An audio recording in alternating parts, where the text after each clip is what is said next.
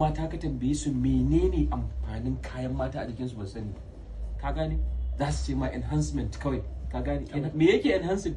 ka gane kin je kin yi enhancing wani abu a jikin kayan mata is good an koya mana akwai abin da aka sani akwai abin da ake sha abin da yafi ma kayan mata alheri fa aure da mutane ba su sani ba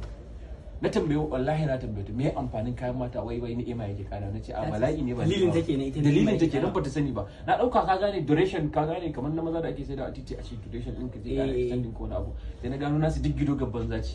kuma amma dan adam ne tunda zuciyarsa yayi believing cewa da haka ya su kwato zuciyar mijinki shikenan kawai sai kaga ana saida musu suna yadda ba gaira ba dalili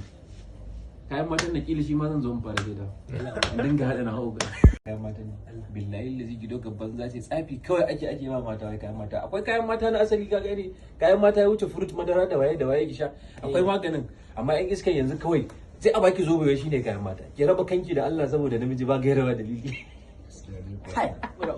kuma duk saboda su tunanin su abu ai magana su ce ba su damu da namiji ba saboda namiji ake shirka ba kana ma mata magana ogara su ma ba su damu da namiji ba